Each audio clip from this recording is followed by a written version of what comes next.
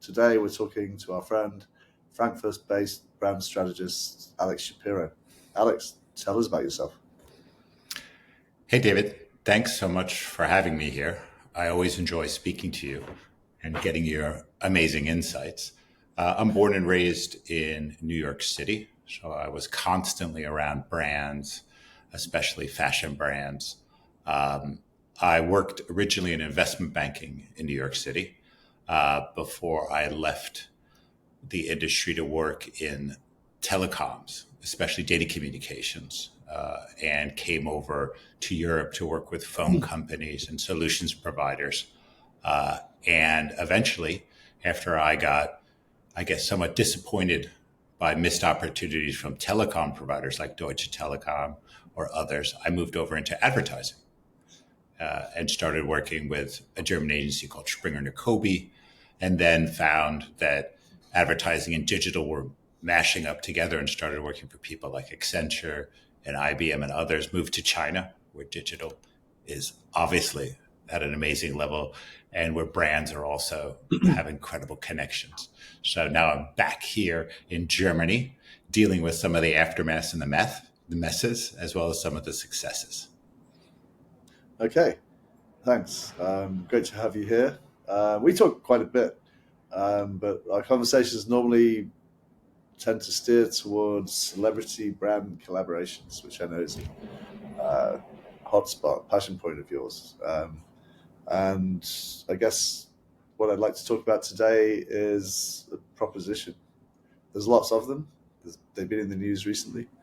How we reached peak collab. What do you think? Yeah, no, I think collabs remind me a lot of like M&A transactions.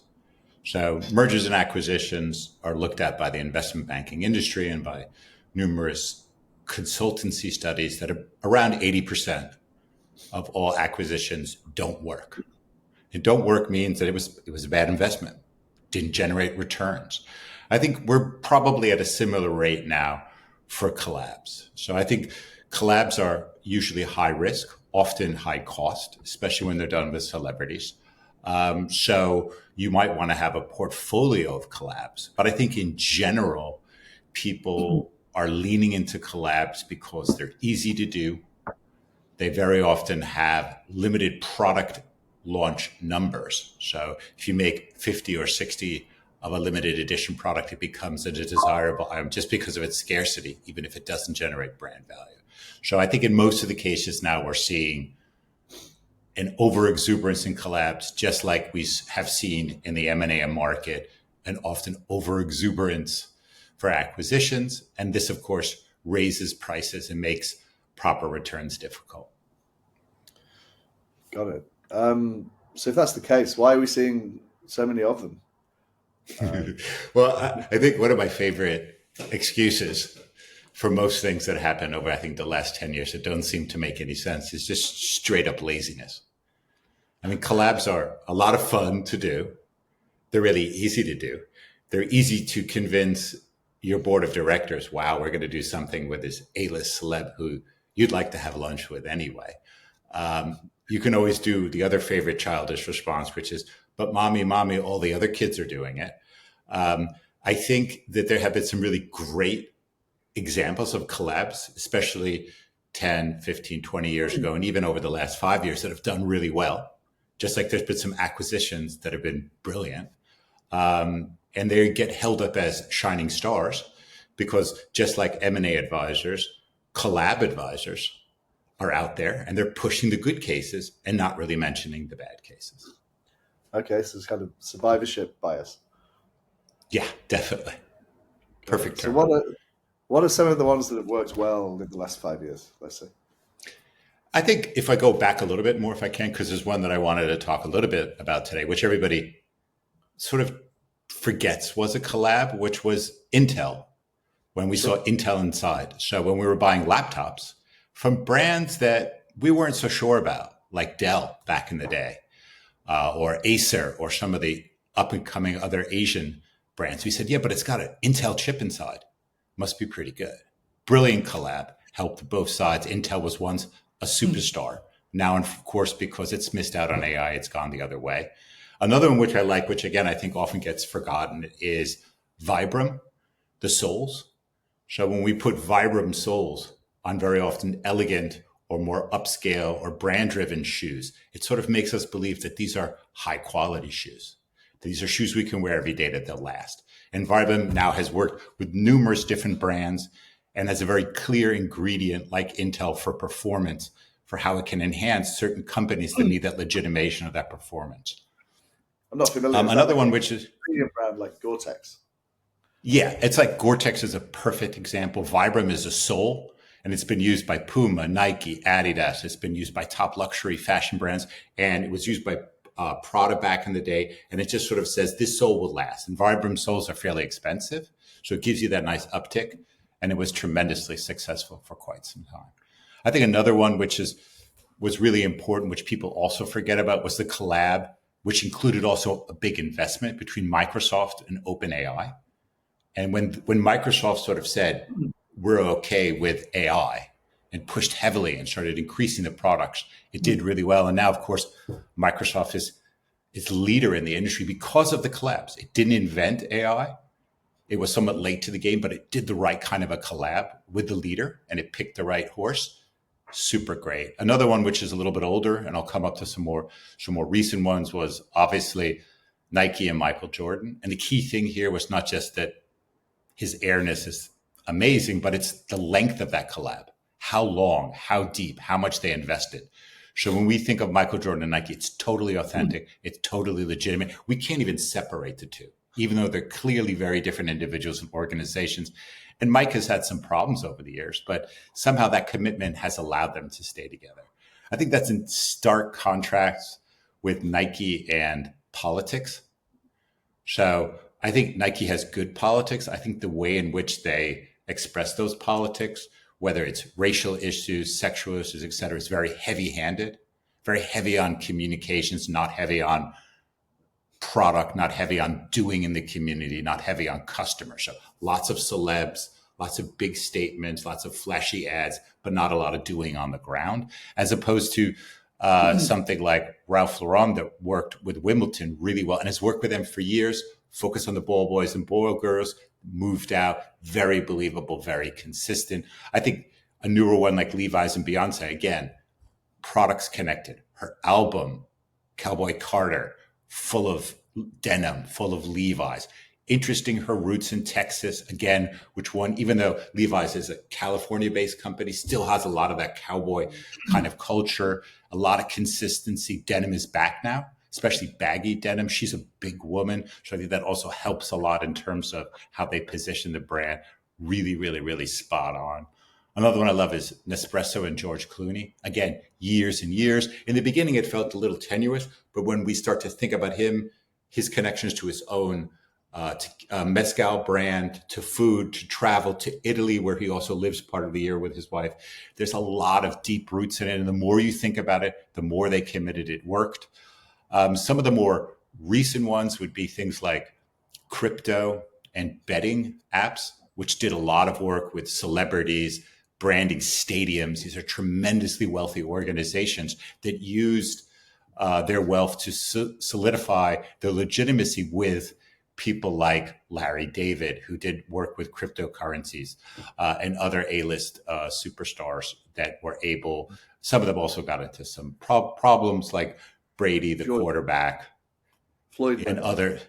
Yeah. So there was, again, I think, some of the collabs with stars were a good idea. I think that obviously they went at times too far, but I think crypto betting apps, despite their difficult moral positioning, I think have been able to boost their revenues and their profits by working with sponsorships of a very high value.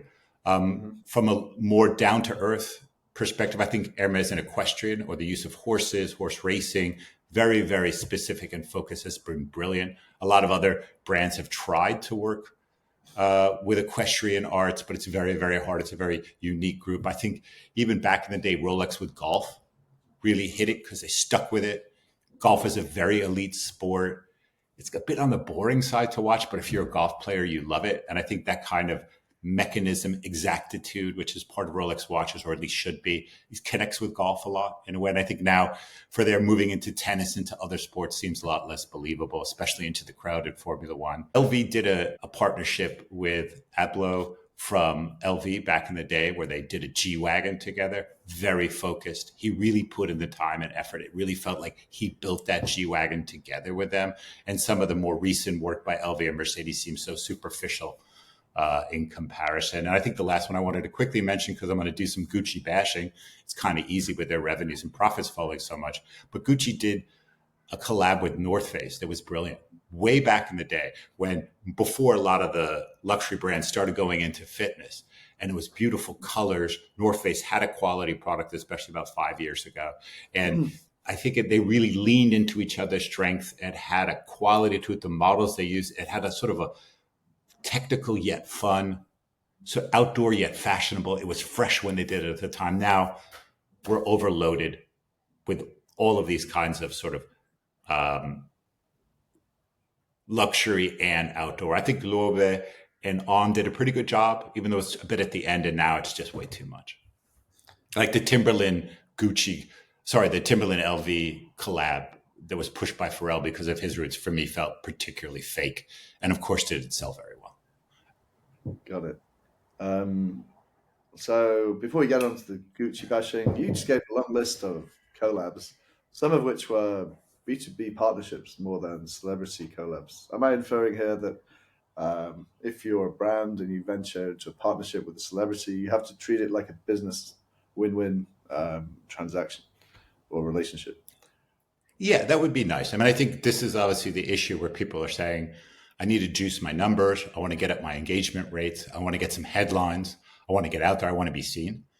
And again, I think that's okay when you're an emerging brand. You and I talked earlier about Poppy or about some of the newer brands that have come out into the market that need to be seen, that have a recognition rate below 20%. But I think when you're a big established brand, you're just going to confuse your customers. You might catch their attention. You might make them smile. But are you really going to help them to pick a product when they're inside of that sales journey?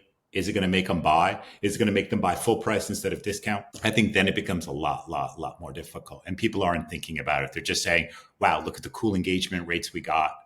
We got a spike in visits to our social media page. Ta-da! But that's no longer okay. That doesn't work anymore. That was okay 10 years ago, not now. Okay. So you need a more strategic approach. Yeah, make money. I mean, it's got to make money. I mean, that's why we do marketing. I mean, I love brand value, and brand value helps pricing, helps margins long term. I mean, it's not a touchy-feely game of recognition that right now, especially in 2025, when brands are so much part of people's lives, they want to see something concrete. Brands have to drive cash flows, not just revenues or not just engagement.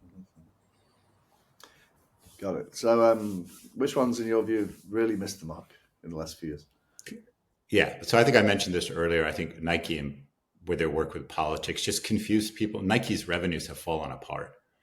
And it's always easy to blame the marketplace. But at the same time, Adidas revenues have been doing pretty well. So this is one of the reasons why I really enjoy talking with you, David, and working with Studio Everywhere. It's this sort of critical approach, right? So yes, this is a good tool, but how exactly do we use the tool is everything. Not just, yay, collab, yay, let's do one, pay us for them, but really trying to find a way to create a logical, long-term, profitable collab, which not only helps the client, but also helps the relationship between Studio Everywhere and the client. So yeah, Nike, the results have just been terrible for the last 2 or 3 years. And largely that is because of confusion with consumers. They're going to other brands, right? On Running, Adidas, New Balance especially, much more focused, much more clear. Nike's all over the place, and their connection to all different kinds of politics. It's not even like they picked one issue like Black Lives Matter. They are all over the map. I'm confused. I don't even know what Nike stands for anymore. One which could have worked, because we talked about Adidas being focused with partners. Adidas really leaned into Beyonce. They created an own brand for her, right? That's a real partnership that we could give her revenue splits, but it turned out to be Ivy Park. It didn't really have roots in sports. it didn't really have roots in performance. It was sloppy and all over the place. Good intention, good strategy, horrible execution. I think the same thing is true with Gucci when they did a fashion show on Hollywood Boulevard, so walking on the streets. I've seen other street-based or outdoor-based fashion shows that really worked. It looked washed out. It's not a particularly important street. It's not even a particularly important street to Hollywood. Too many different movie stars. It felt like the creative director, Alessandro, was just picking his friends, which is always a bad thing. It didn't feel authentic or genuine. And it ended up with a partnership with Disney, which in my mind just crushed the brand. I really don't want to see Minnie and Mickey Mouse with Gucci. And especially not when it's not done in a smart and creative, or Snow White with Gucci. It just felt sort of retread, boring. And then, of course, it ended up with Gucci and Adidas, which should have worked, right? Except they focused on the samba. There was no real sport bits. The products that came out were it had such minor alterations. It was a shame because the fitness market was taking off. And this was also at a period when Adidas was having difficulties and it just fell flat. There was no real need to buy €1,000 sambas.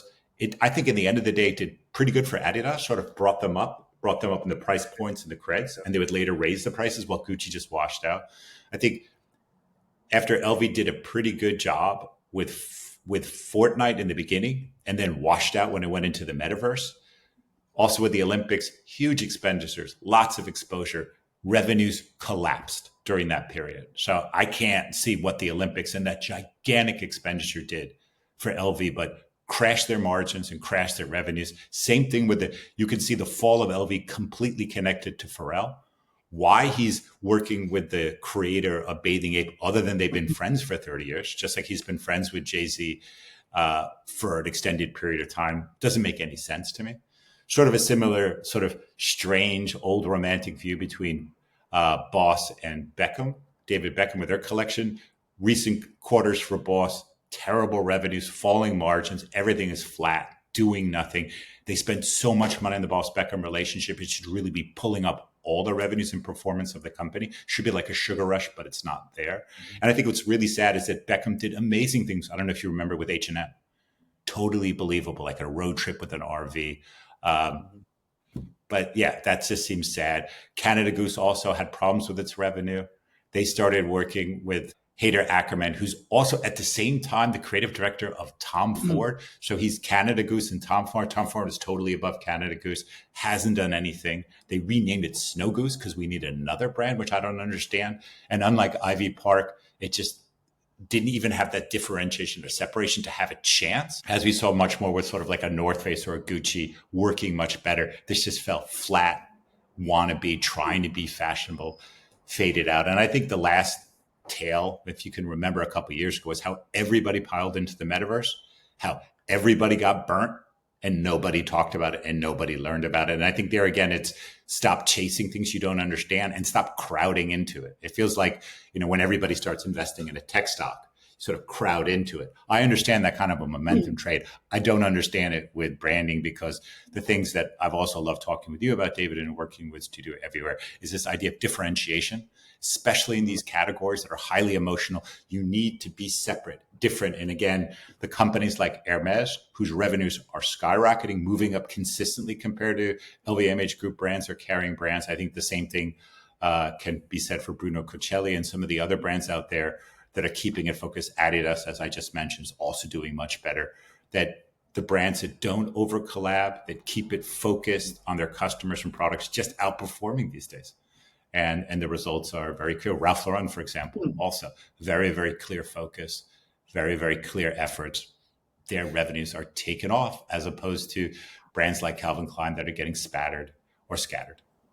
Spattered or scattered. So if we just sort of decode, there's a long list there of collabs that could have tried harder, I guess, or could have worked better. We could decode the symptoms of why that was overall. Could we create some kind of framework or rubric or checklist for ways they could make it work? Yeah. No, again, I think it's a strategic decision to do a collab. Right? Just the same way it's a strategic decision to have friends, to join a club, to join a political party. It's a very serious decision, right? So I judge people just the way I judge brands, by who they're associated with.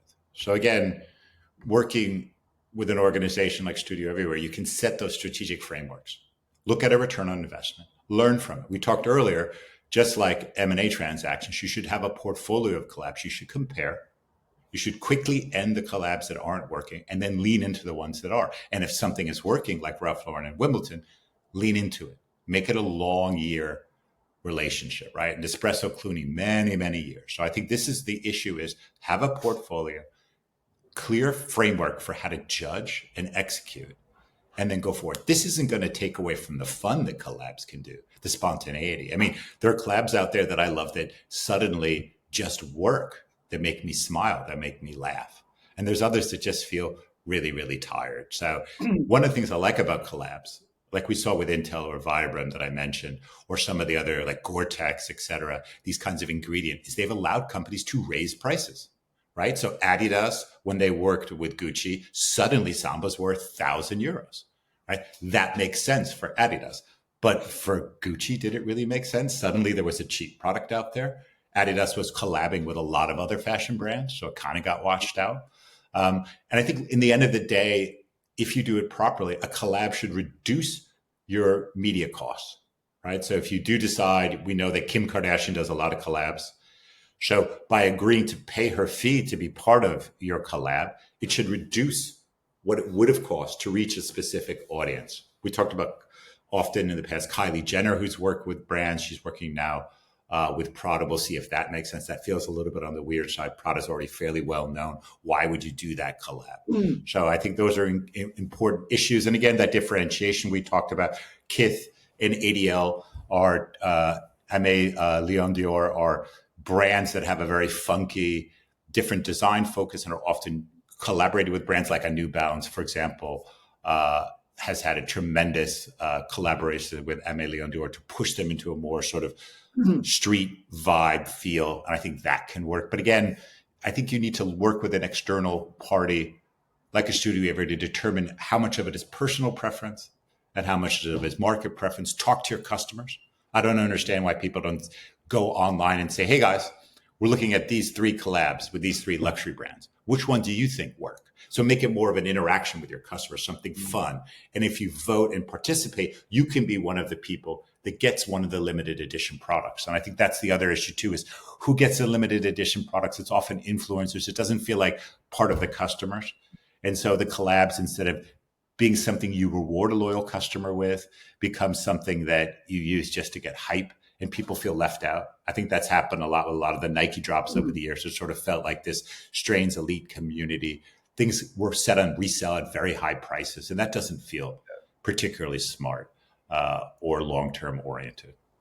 You see a lot of that here in Hong Kong with queues around the block on drop day and stuff like that. Yeah. And I think it works for certain products with certain brands, but also over a period of time when you keep doing it, and I can never seem to get these cool new products, I have to settle for the same old, same old. And if I wanted the cool new product, it's not just the price didn't go from 150 to 300 on the resale market, goes from 300 to 900. How does that help things? I think it's interesting that Taylor Swift actually went after the resale of her own tickets market, even though her tickets are expensive enough, even though her merchandise is expensive enough. She sort of signaled to her fan base, hey guys, these people that are reselling, it's not good for me. It's not good for you. And I think that's been very different sort of in the fashion collab space, where they say, look, it justified our collab. Something which, was double the price of our normal product is now 6 times. Doesn't that make you feel great? And I don't think that makes the end consumer feel great. I think that's fun for the fashion community or the influencer community, but not for the real customer base. It makes them feel alienated. Definitely. So we started talking last week about a potential alternative playbook for making collabs or new ways to grow work. So one that sprang to mind was using your loyal customers to launch new products, not celebrities. What are your thoughts? Yeah, no, love that. I think now that social commerce, especially with China as an example, Hong Kong as well, Singapore, where you see people coming together to buy products, even the Daigou market where people were coming together, grouping their purchases and sending a friend to Korea or to the US or to a market where prices were cheaper to buy for you. I think now there's an opportunity to turn to your customers and say, we really want to take these risks with new products.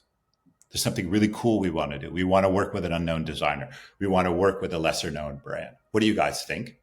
Because if we can pre-order or advance purchase, we can make sure that the quantities are appropriate. So all of our loyal customers get access to it. And more importantly, we got a nice CO2 reduction twist to it where we can say, if we produce to demand, then we won't overproduce, which means we'll lower our CO2. And I think this is a really interesting shift where it used to be create demand, create desire, and then push production into it. Now, because of all the amazing stuff we can do with AI and with digital interactive communities, we can start asking people, hey guys, what do you want?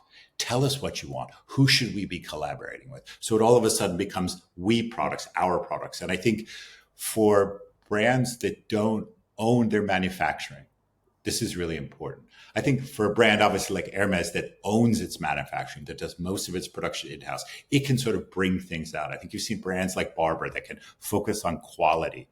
When you look at brands like some of the fine British men's shoe companies that are still producing by hand in the UK, or Italian artisanal oriented brands, they can focus more on their products. But if you don't own your own production, you've got to improve the relationship with the customers, get to know them better, and stop this kind of superficial collab activities. Because in the end of the day, do we really need another New York Yankees symbol on something that has nothing to do with baseball? Tell me more. That sounds like a personal passion point. Yeah. I'm from Manhattan, so I'm a New York Mets fan. So we're the guys that are the blue with the orange NY logo. And of course, the Yankees are the black and white. And the Yankees were the old school darling of New York. It's an old tradition with Babe Ruth and Mickey Mantle. And the Mets were invented in the late 60s and were a newcomer to baseball, sort of an underdog team. And I'm from the Upper West Side of Manhattan, and we're a Mets neighborhood.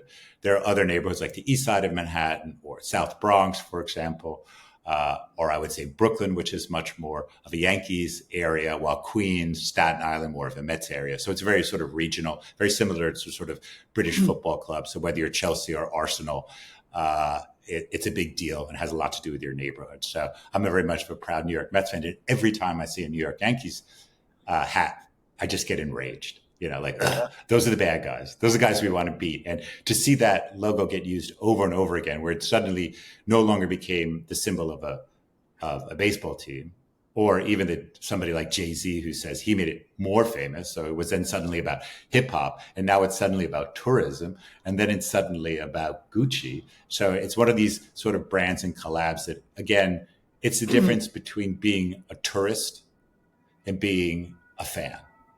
And if you want to be a tourist, do a superficial collab and slap the New York Yankees on it. Because for me, New York Yankees now equals tourist. If you want to be authentic, do something with the New York Mets, right? So I think that's always a sort of issue of don't be a tourist. And I think that's sort of an interesting issue for when you want to do a good collab. Make sure that there is a connection that's deep into the product that can increase your value, help you increase your pricing, and help you lower your media costs. Not just suddenly splash out, because everybody recognizes it, but nobody will remember it. Got it. So this talk of tribalism, polarization, America, my blue shirt, brings us on to the hottest collab of last week, 2 weeks ago, that the whole internet is arguing about, American Eagle with Sydney Sweeney. What do you think of that? Well, American Eagle underperformed for the last 3 years. So they've had pretty much flat revenues. Branding hasn't been very good. Marketing team isn't particularly respected. I mean, we saw Levi's coming back, eating up their market share. Abercrombie and Fitch, amazing performance over the last 3 years. You know, ever increasing profits, super expanding margins, and those are their key competitors. So American Eagle has sort of been flat. They had their moment in the sun when they were growing, but right now, brand's fairly dead. So I get wanting to do something splashy. And I will definitely give them props for getting a lot of attention by using Sydney Sweeney. Um, and the difficulty for me is that it's a complete rip from the Calvin Klein Brooke Shields ad, which when you look at is brilliant. And she goes to explain what genes are and what DNA is and why. And you look at her and she's just like this goddess. She's a freak of nature. She's so beautiful and elegant at the same time. You're like, wow. There's an elegance and an intelligence and irony that's there. With American Eagle, again, we're in a period where social media is making us all, whether we like it or not, a bit stupider, right? We've all sort of gotten a bit more into our scrolls and streams. And so she's known as a sex bomb. So we're like, American Eagle, sex bomb, and sex bombs are sex bombs because of their genes, which felt a little bit obvious. But again, maybe that was appropriate. I didn't like that they didn't sort of add better creative direction and art direction. I think she's been on SNL. She's done a lot of ironic things. It really felt very much like run at the wall kind of advertising, very clear and obvious. But there again, I think what we're ultimately going to see is next quarter revenues and the quarter after that, right? So Levi's also had huge problems 2 or 3 years ago. The kind of collabs they're doing now is working, right? We'll see if this works. In the end of the day, the margins are going to go up. They're going to be selling less products with discounts or not. Donald Trump stepped in, which is insane because there was this political battle, stepped in to support her saying she's a Republican from Florida and she loves to fire guns. And now they have videos of her shooting guns. Now, this is an urban middle-class women's brand. Now, if this drives the revenue, I'm just going to be like, wow. But again, there's a lot of danger signals here. The stock goes up and down. We're not sure. Was this something where the brand fell into this? I don't think they knew what was going to hit them. I don't think this was a particularly intelligent idea. This is regurgitating some. This is basically, you and I have talked about this before. This is just straight up stealing, but then not even adding something to it, sort of watering down the original CK advertisement. Which had a beautiful, simple, creative direction here with this sort of strange cars and behind the scene. I mean, they just jumped so much different content into it. It also felt a bit strange, but we'll see. I mean, I wish them the best. They certainly need it. Their shares are way down. So this seems to be bringing some life. Yeah, but again, proof's in the pudding. Let's see what happens. Time will tell. It always does. So yeah, we're running out of time. So if we were to end on, I don't know, 3 principles for building long-term profitable collaborations between brands and brands or brands and celebrities, what would your top 3 principles be?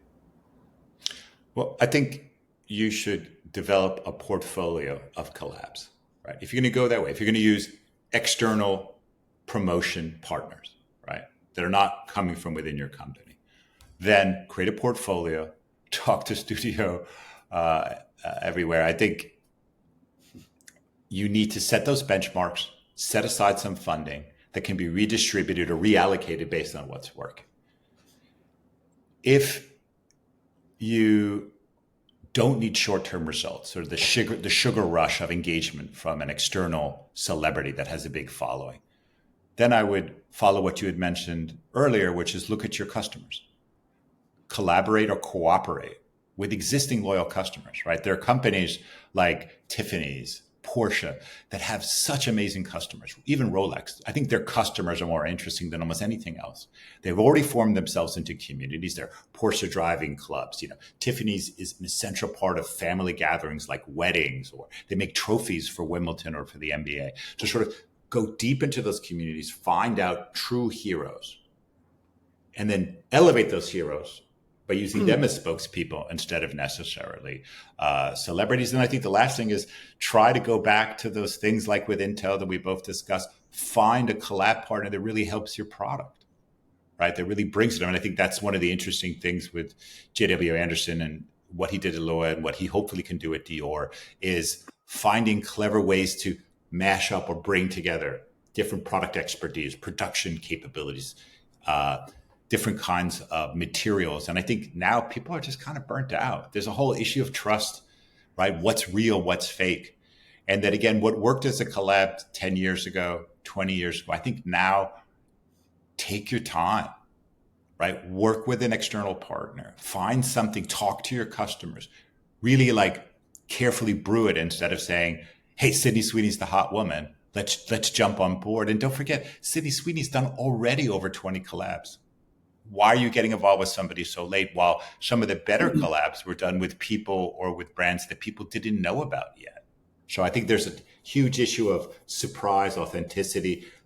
Really great brands that are emotional brands surprise you. So I love that surprise factor. That's something that I think, David, your company's been able to do, is really create surprising, refreshing experiences for consumers. And a collab could do that. But let's really be honest. Is this really a surprise? Thanks, Alex. Lots to think about there. Here's to many more collabs with you. Yeah, David, thanks a lot. Thanks for the time. It was a pleasure. Cheers. Bye. Bye-bye.